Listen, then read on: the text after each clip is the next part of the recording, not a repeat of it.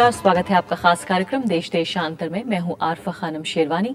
RBI ने 0% ब्याज पर लोन देने वाली स्कीमों पर रोक लगा दी है। आरबीआई का कहना है कि इससे पहले आरबीआई ने इस बारे में सलाह दी थी, लेकिन इसके बावजूद भी बैंक ऐसी स्कीमें लगातार चला रहे थे। इस स्कीम के जरिए रिटेलर सामान बेचने के लिए ऐसे ग्राहकों को लुभाते रहे हैं जिनकी आमदनी भले ही उतनी न रही हो, लेकिन फिर भी वो महंगा सामान खरीद रहे थे, ये सोचते हुए कि उन्हें ब्याज नहीं देना पड़ रहा है। जी हाँ, खासकर फ्रिज, टेलीविजन, वॉशिंग मशीन्स, इस तरह की जो चीजें थी उन पर रिटेलर ऐसी स्कीमें चलाते थे। आरबीआई की दलील यह है कि 0% ब्याज के नाम पर ग्राहक को अंधेरे में रखा जा रहा था, जबकि सही मायनों में वो प्रोसेसिंग फीस के नाम पर पैसे दे रहा था। आरबीआई ने डेबिट कार्ड पर ट्रांजैक्शन फीस लेने पर भी सवाल उठाए हैं। आरबीआई का कहना है कि दुकानदार डेबिट कार्ड पर ट्रांजैक्शन फीस नहीं ले सकता। अगर कोई दुकानदार ऐसा करता है तो अग्रीमेंट का उल्लंघन होगा। तो जाहिर है इस पर कई सवाल तो उठ रहे हैं। सवाल ये भी है कि बिक्री जो आने वाली है यानी त्योहार के वक्त पर, उस पर किस तरह का असर होने वाला है इस कदम से आरबीआई के, और क्या इससे जो मौजूदा अर्थव्यवस्था है उस पर भी किसी तरह के लॉन्ग टर्म असर पड़ने की आसार जाहिर किए जा रहे हैं। हम जानने की कोशिश करेंगे अपने खास मेहमानों के जरिए, लेकिन पहले ये रिपोर्ट।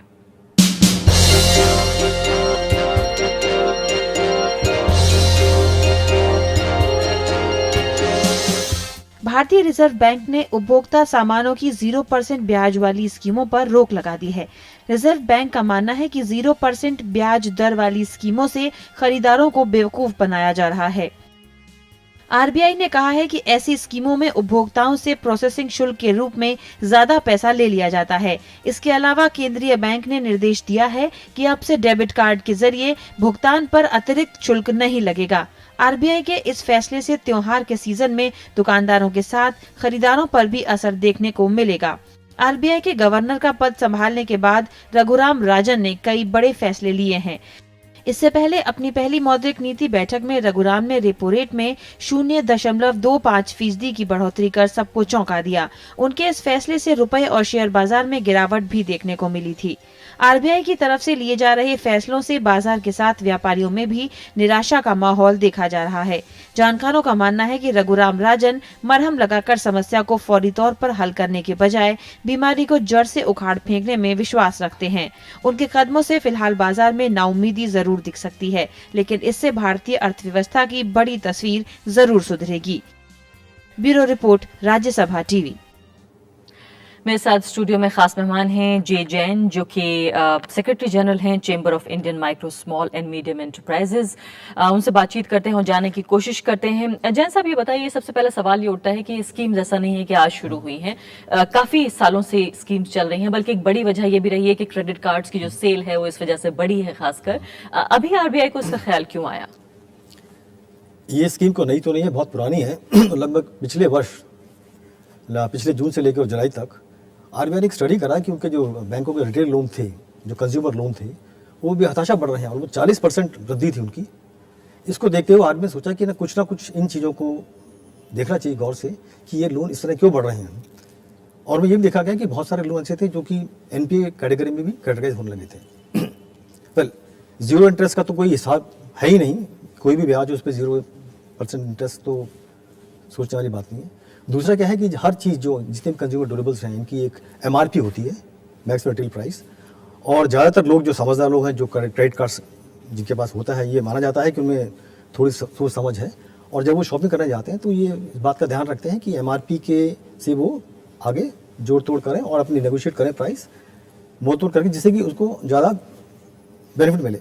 बट कुछ इलाके ऐसे हैं जो कि नए क्रेडिट कार्ड जो जिन लोगों को मिले हैं दूर-दराज इलाकों में और ऐसे इलाकों में जहाँ पर कि एनबीएफसी ज़्यादा हैं, बैंक कम है, बट कि एनबीएफसी ज़्यादा, नॉन बैंकिंग फाइनेंशियल कंपनीज हैं, ये उनकी तरफ से उन्होंने ऐसी स्कीम बनाई जिसमें कि एमआरपी पर लेकर और उसको बाद में ज़ीरो इंटरेस्ट लगाकर, जबकि जो मैन्युफैक्चरर्स थे उन्होंने एक नेगोशिएशन कर रखा था बैंक से कि आप ये बेचेगा, आपको ये बेनिफिट मिलेगा। तो जो अल्टीमेटली जो डिस्काउंट था, टोटल डिस्काउंट या जो भी ऐसी स्कीम्स थी, जो गिफ्ट्स थी, वो सीधा बैंक्स को या एनबीएफसी को मिलती थी, और वो इस रूप में जो लोन लेने वाले थे वो सोचते थे कि इस पे 0% ब्याज है, जबकि बैंक अपफ्रंट ब्याज लेकर बिल्कुल इन स्कीम को चला रहा था। जी। कृष्णन त्रिपाठी मेरे सहयोगी भी इस वक्त मेरे साथ मौजूद हैं। कृष्णन, आपसे ये समझना चाहूंगी कि वो आम दर्शक जो दरअसल इस झांसे में आ जाता है कि उसे कोई ब्याज नहीं देना पड़ रहा है और ठीक है, अगर उसे एक एलसीडी टेलीविजन उसे खरीदना है तो वो 6 महीने में पे कर सकता है, क्या आप उसे ये बात समझाएंगे कि दरअसल वो किस तरह से नुकसान में आया है और कैसे जो रिटेलर्स हैं उन्होंने उनकी आंखों पर पट्टी बांधी है? आरफा, बहुत अच्छा प्रश्न है। मैं साफ करना चाहूँगा, मान लीजिए आप एक एलसीडी टीवी खरीदने के लिए जाते हैं और आपको वो 10 रुपये का मिलता है और आपसे कहा जाता है कि 10 महीने में आप उस पैसे को चुका दीजिए तो और 0% इंटरेस्ट लगेगा आपको, और आप 1 रुपये प्रति महीने के हिसाब से आप उसको चुकाते हैं। आप अगर इसको जोड़ें, कैलकुलेट करें तो आपको समझ में आएगा। और वो आपसे बोलते हैं कि इसमें 1 रुपये प्रोसेसिंग फीस है। तो जो उन्होंने लोन दिया है आपको 10 रुपये का, ये कह के कि 0 इंटरेस्ट है, इसमें कोई भी इंटरेस्ट नहीं, केवल 1 रुपये की प्रोसेसिंग फीस है। इसका मतलब साफ है, वो 1 रुपये इंटरेस्ट है। आपको जो लोन दिया गया है 10 रुपये का, वो 10 रुपये नहीं 9 रुपये है।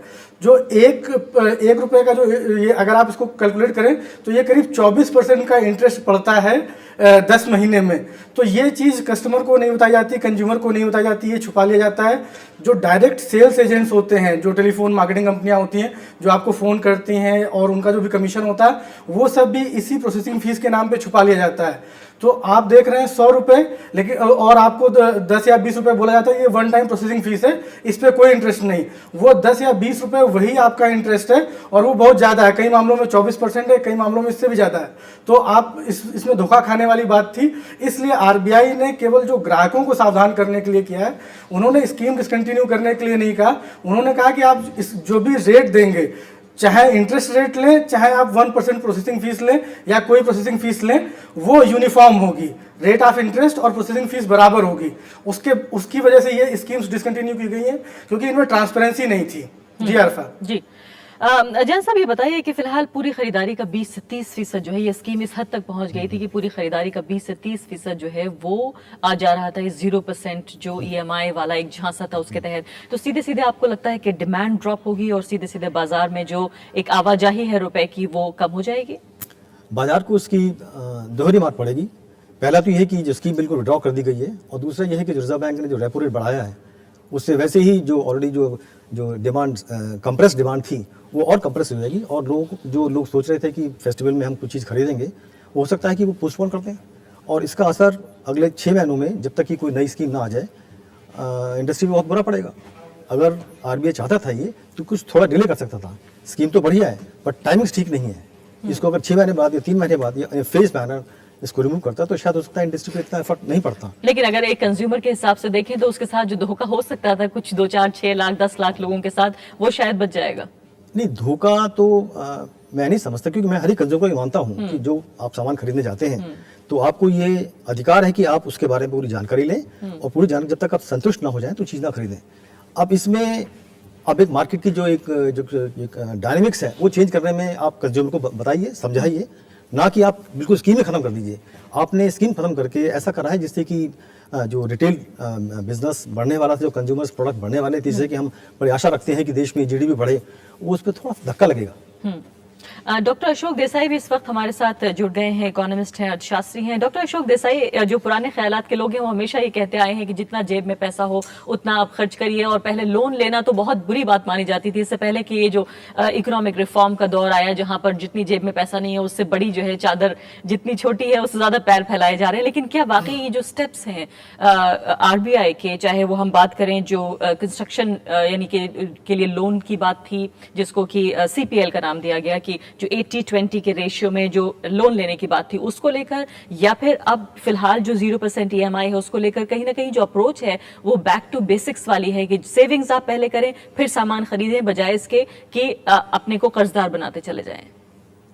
नहीं, कर्जा तो ले सकते हैं, लेकिन रिजर्व बैंक ये कह रही है कि जो उसके इंटरेस्ट होता है वो सेपरेटली आप बताइए, कंज्यूमर को दिखाइए कि ये आपको इतना इंटरेस्ट भरना पड़ेगा। मैं ये कह रही हूँ कि इस लालच में लोग ज्यादा ले लिया करते थे कि उन्हें कोई इंटरेस्ट भी नहीं देना पड़ रहा है और ठीक है 6 महीने के अंदर हम पेमेंट कर सकते हैं। कंज्यूमर में कोई फर्क नहीं पड़ा है, बैंकों में फर्क पड़ा है। अभी बैंकों के पास पैसे बहुत हैं और कंज्यूमर के पीछे पड़े हैं, कहते हैं लोन ले लो लोन ले लो। इसलिए अभी सब लोग लोन लेके पैसे माल लेते हैं। जी हाँ, तो हम यहाँ पर बात कर रहे हैं कि जो 0% EMI पर रोक लगा दी है आरबीआई ने, उसका सीधे सीधे क्या असर पड़ सकता है भारतीय बाजारों पर, भारतीय कंज्यूमर्स पर, भारतीय बैंकों पर। अभी त्योहार का समय आने वाला है और ऐसे जो है जिस तरह के जो ऑफर्स हैं उनकी झड़ी लग सकती थी। आपको लगता है कि बाजार में अब उतनी चहल पहल नजर नहीं आएगी?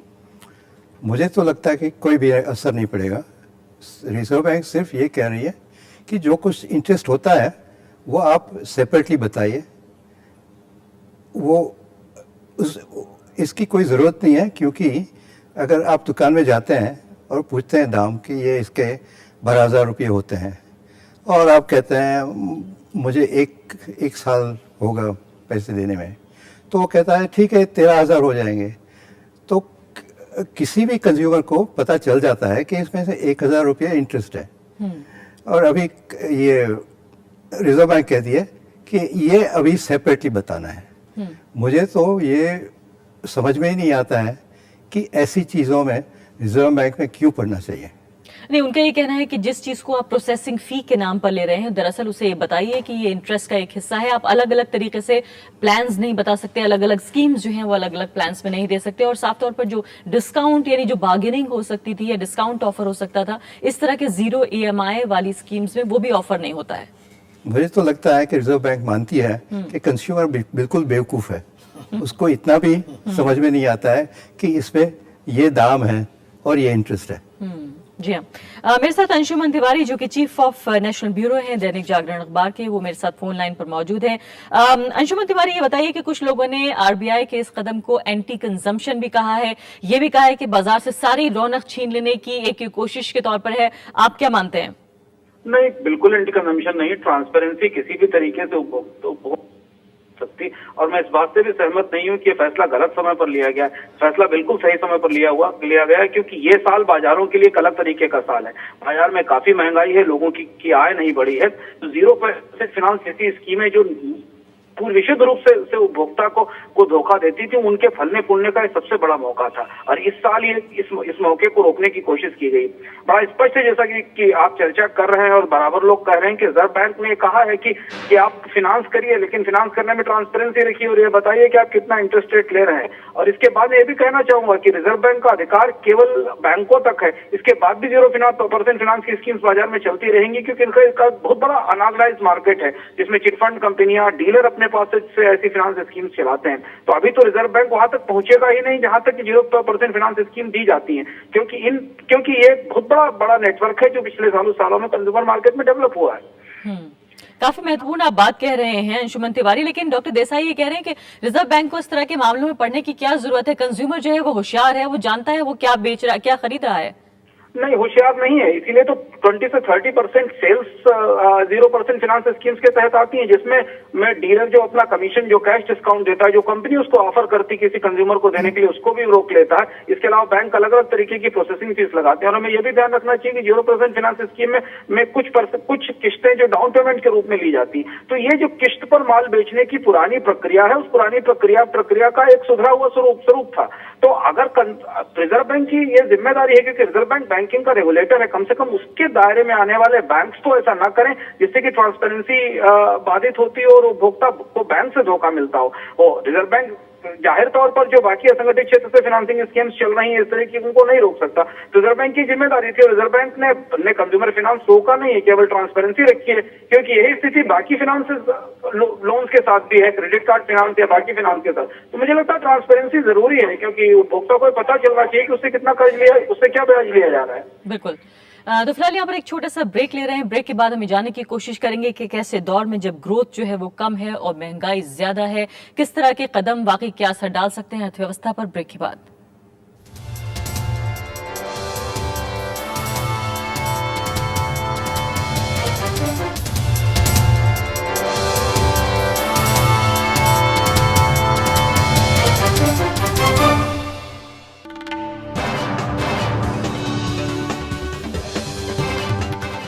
जी हाँ, आरबीआई ने उस स्कीम पर रोक लगा दी जिसमें आपको आपका रिटेलर ये बताता था कि आप 0% ईएमआई 0% ब्याज देकर ईएमआई जो आप देते हैं उस पर कोई भी आपको नहीं देना पड़ेगा ब्याज, उसके तहत आप सामान खरीद सकते हैं। कम से कम फिलहाल इस पर रोक लग गई है और खासकर जब आप ये खरीदारी क्रेडिट कार्ड के जरिए करते हैं। कृष्णानंद त्रिपाठी मेरे साथ मौजूद है, मेरे सहयोगी खास मेहमानों के अलावा। कृष्णानंद, ये बताइए कि पिछले दिनों में भी हमने देखा है कि बैंकों पर जिस तरह के रेगुलेशंस होते हैं, अक्सर रिटेलर्स जो होते हैं, सामान बेचने वाले जो लोग होते हैं, वो अलग अलग पैकेज में ही उसी चीज को दोबारा परोस देते हैं, जबकि इसका बाजार इतना बड़ा है कि पूरी खरीदारी का 20 से 30% तक इस 0% ब्याज दर की ईएमआई के थ्रू हो रहा है। तो क्या ये हम माने कि अगले कुछ दिनों में बैंक जो है वो एक नए पैकेज के साथ आ जाएंगे? देखिए, निश्चित तौर पे हमेशा यही होता है आरफा, जब भी कोई स्कीम बंद की जाती है या करने की कोशिश की जाती है तो जो मार्केटिंग कंपनीज हैं, जो रिटेलर्स हैं, वो नए तरीके से उसी स्कीम को लेके घुमा फिरा के सामने आ जाते हैं। और ये पूरा मार्केट अनरेगुलेटेड है, किसी पे किसी तरीके की रोक नहीं है कि किस तरीके की वो स्कीम्स लाएंगे। मैं एक छोटा सा एग्जाम्पल देना चाहूँगा यहाँ पे। क्रेडिट कार्ड पे अगर आपने कोई परचेज की है या कुछ किया है और आप उसको ईएमआई में कन्वर्ट करना चाहते हैं तो कुछ निजी बैंक है जो आपका 50,000 रुपये का आउटस्टैंडिंग बैलेंस है क्रेडिट कार्ड पे, अगर आप उसको ईएमआई में कन्वर्ट करना चाहते हैं 6 महीने के लिए, तो वो आपसे 5,000 रुपये की प्रोसेसिंग फीस मांगते हैं, जो कि 10% है। वो आपसे कहते हैं कि ये केवल वन टाइम प्रोसेसिंग फीस है और 0% इंटरेस्ट पे हम कन्वर्ट करेंगे। अगर 6 महीने के लिए 5,000 रुपये प्रोसेसिंग फीस है, अगर साल भर की बात करेंगे तो ये 10,000 रुपये है, मोटा मोटा 20% इंटरेस्ट रेट। तो ये जो चीज़ है रिजर्व बैंक को या गवर्नमेंट को रेगुलेशन के थ्रू फिक्स करनी पड़ेगी कि प्रोसेसिंग फीस कितना हो सकती है जो भी आप परचेज करते हैं या जो भी आप लोन लेते हैं, जो भी आपका आउटस्टैंडिंग है। क्योंकि प्रोसेसिंग फीस का पर्पस ये है कि जो कागज आपके लेंगे जिसके या जो अपना आदमी डिप्यूट करेंगे उन कागजों की जांच करने के लिए या प्रोसेस करने के लिए उस पर एक निश्चित फीस लेना उनका अधिकार बनता है। लेकिन वो फीस कितनी होगी वो उसी तरीके से अनरेगुलेटेड है जैसे हमारे यहाँ पे इंटरेस्ट रेट अनरेगुलेटेड है। तो आप ये बिल्कुल मान सकती हैं कि एक स्कीम अगर बंद हुई तो ये निश्चित तौर पर मार्केटियर्स दूसरे तरीके निकालेंगे उसके लिए। जी हाँ, और इसके अलावा डॉक्टर देसाई, जिस तरह से अंशुमन तिवारी कह रहे थे कि जो अनरेगुलेटेड तरीके से ये मार्केट काम करती है, ये जरूरी नहीं है कि बैंकों के थ्रू ही, बल्कि जो चिट फंड कंपनियां हैं वो आगे आ सकती हैं बहुत ही अनऑर्गेनाइज्ड मैनर में, उस पर तो आरबीआई का कोई कब्जा भी नहीं होगा। ये बात बिल्कुल सही है। रिजर्व बैंक सिर्फ बैंकों को कंट्रोल करती है और ये जो ऑर्डर निकाला है वो भी बैंकों को ही लगता है। बाहर बहुत बड़ी फाइनेंशियल मार्केट है जिस पे उसका कोई कंट्रोल नहीं है और कोई भी रूल बना देगी लेकिन उसका कोई फायदा नहीं होता है। तो यानी आखिर में ये माना जाए कि जो कंज्यूमर है वही नुकसान में रहेगा। ये भी हो सकता है कि इससे जी जो कुछ बैंक का बिजनेस होता था वो नॉन बैंक फाइनेंशियल कंपनी के पास जाएगा। लेकिन ये काम जो है ये जरूर चलेगा। बिल्कुल बिल्कुल जाहिर है, इसमें फायदा जिस तरह का नजर आता है, वो लोग जिनकी आमदनी बहुत ज्यादा ना हो वो भी अपने घरों में बड़े बड़े टीवी सेट्स लगा सकते हैं। वो तमाम चीजें जो लगातार जो है हमें बेचने की कोशिशें की जाती हैं और जो ग्रीड जो है वो लालच है वो लगातार बढ़ाया जाता है। जैन साहब, ये बताइए इसके अलावा जो debit card per transaction fees की जो माफी की बात कही है उसका आप किस तरह से असर देख रहे हैं? किसी भी डेबिट कार्ड पर कई कंपनीज हैं, कई फर्म्स हैं जो कि कुछ चार्ज लगाती है, बिल्कुल नाजायज़ है, उस पर तो बिल्कुल कोई दोहरी राय होनी नहीं चाहिए। और रिजर्व बैंक ने जो करा है बिल्कुल ठीक ठाक करा है। इसमें क्या है कि ये कहना कि बिल्कुल 0% ईएमआई से सारा बिजनेस चल रहा है, ये कहना बहुत गलत होगा। 20-30 में से भी कुछ ऐसे लोग हैं, सारे नहीं हैं। 20-30% जो भी जीरो से है उसमें ऐसा नहीं कि सारे के सारे ऐसे हैं जो कि कंज्यूमर्स बिल्कुल आंखों पट्टी बांध के काम कर रहे हो, ऐसा नहीं है। उसमें कुछ लोग हैं, 5-10% ऐसे केसेस हैं जहाँ पर कि लोगों ने रिप्रेजेंट किया आरबीआई को। मतलब कहने का है कि जो स्कीम है अपने आप में स्कीम तो ठीक है, पर उसको आरबीआई ने बिल्कुल बंद करने के बजाय यदि उसको एक रिस्ट्रक्चर करके it should have been made consumer friendly तो बेहतर रहता। बनिस्बत स्कीम ही खत्म कर दी तो उससे बैंकों के पास ये जो बिजनेस था ये धीरे धीरे सिमट के नॉन बैंकिंग फाइनेंशियल और जो अनऑर्गेनाइज सेक्टर है जहां पर कोई कंट्रोल नहीं है वहां चले जाएगा। बिजनेस तो रहेगा क्योंकि जिसने काम करना है, जो बड़ी कंपनीज हैं वो अपना प्रोडक्ट तो बेचेंगी, तो ना बैंकों से करने के बजाय वो चले जाएंगी जो अनऑर्गेनाइज सेक्टर में, और वहाँ हो सकता है वहाँ तो कोई कंट्रोल ही कुछ नहीं है, ज्यादा जो कंज्यूमर है ज्यादा पिटे। लेकिन अभी भी तो ये कहा गया है कि आप बता दें कि कितने फीसद ब्याज उन्हें देना पड़ रहा है, बजाय इसके कि वही पैसा आप प्रोसेसिंग फी के नाम पर ले रहे हैं। ये बंद स्कीम करने के बजाय ये कहा गया है कि ट्रांसपेरेंसी, आप जो है पारदर्शिता अपनाइए। स्कीम तो बहुत बढ़िया, आरबीआई ने जो भी कदम लिए हैं वो कंज्यूमर प्रोटेक्शन के लिए लिए हैं और अल्टीमेटली क्या है, कंज्यूमर बेनिफिट होगा। इसको थोड़ा टाइम लगेगा। अगर इसी स्कीम को, इसी जो रेगुलेशन है इनको अगर थोड़ा सा एक्सटेंड कर देते 6 से 8 महीने तक, जिससे कि बैंकों के पास कुछ समय मिलता इस फेस्टिवल सीजन के बाद में, तो सारी जो स्कीम्स थी वो उनको रिकास्ट करके, रीफ्रेम करके परोसते आरबीआई की रूल्स के हिसाब से, तो बेहतर रहता। बिल्कुल।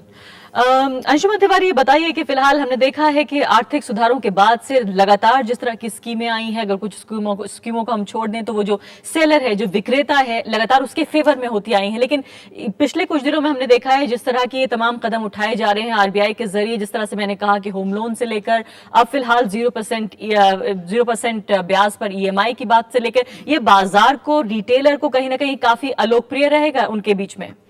नहीं, मुझे नहीं लगता। पहली चीज तो ये कि भारत में पहली बार जो ऑर्गेनाइज सेक्टर के फाइनेंशियल प्रोडक्ट है उनमें ट्रांसपेरेंसी शुरू हुई है। अभी भी तमाम ग्रे एरियाज हैं और उन ग्रे एरियाज को रिजर्व बैंक ढूंढ कर प्लग करने की कोशिश कर रहा है। उनकी पे लंबी चर्चा हो सकती है कि आपके क्रेडिट कार्ड में आज भी कितने ग्रे एरियाज हैं जो एक सामान्य उपभोक्ता को नहीं मालूम, उसके अकाउंट पर लगने वाले चार्जेस अलग अलग हैं जिनके बारे में उसे नहीं मालूम है।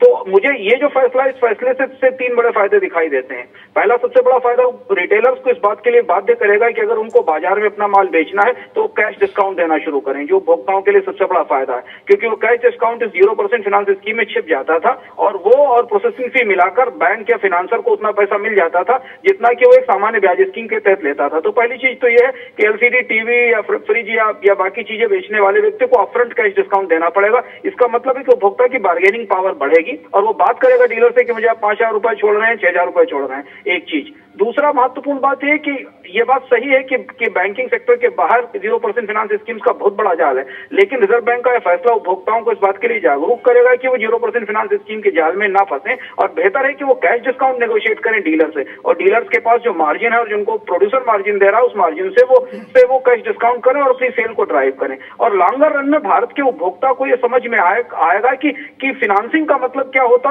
है और कैश पर सामान खरीदने का मतलब क्या होता है, और फाइनेंसिंग की जो लागत है वो उसकी ओवरऑल जो कैपेसिटी है उसको किस तरीके से प्रभावित करती है। तो उस हिसाब से मुझे लगता है कि ये तीनों तरफ से फायदे का सौदा है। तात्कालिक तौर पर भले ही इससे कुछ थोड़ी बहुत सेल्स ड्राइव ना हो, लेकिन डीलर इस बात के लिए फोर्स होंगे कि वो कैश डिस्काउंट देना शुरू करें। बिल्कुल।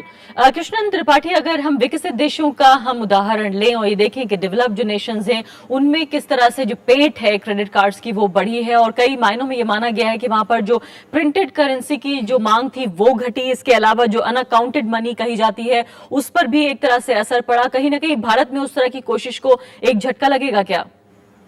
मैं ये तो नहीं कहूँगा अरफा की झटका लगेगा, लेकिन उपभोक्ताओं को जागरूक करने की आवश्यकता जरूर है दोनों चीज़ों को लेकर। एक तो जो आपकी परचेजिंग कैपेसिटी नहीं है और आप 0% स्कीम को लेकर जो अट्रैक्ट हो रहे हैं उसकी तरफ वो परचेज कर रहे हैं, इसका आपके बजट पे क्या असर पड़ेगा और रिपेमेंट कैपेसिटी पे क्या असर पड़ेगा। दूसरा, जो स्कीम्स आपको ऑफर की जा रही हैं अगर वो ट्रांसपेरेंट नहीं है तो आप अपना होमवर्क कीजिए, कम से कम 3-4 रिटेलर से बात कीजिए, 3-4 बैंक से बात कीजिए और ऑप्शन देखिए और उनको कैलकुलेट कीजिए कि कौन आपको कितने % पे दे रहा है और एक्चुअल कॉस्ट आप क्या पे कर रहे हैं। अगर वो खुद अपना होमवर्क करने लगे हैं कई रिटेलर से और कई बैंक से बात करने लगे तो उनके लिए अच्छा होगा, लेकिन ये रिस्क इस तरीके के प्लास्टिक मनी का यूज खत्म होगा ये कहना मुश्किल है। जी, बहुत बहुत शुक्रिया कृष्णन त्रिपाठी आपका, डॉक्टर अशोक देसाई, ज्योतिर्मय जैन और अंशुमन तिवारी, चारों मेहमानों का। तो साफ तौर पर आरबीआई ने शायद ये कहने की कोशिश की है कि फिलहाल बचत जो है उसको वापस अपनी जिंदगी में लेकर आइए और जितनी चादर है उतने ही पैर फैलाइए, और इसके अलावा जागरूकता के हिसाब से एक बहुत महत्वपूर्ण बात वो ये है कि अगर पैसा देना है आपको आज देना है या कल देना है तो आखिरकार वो आपका ही पैसा। अभी के लिए इतना ही, नमस्कार।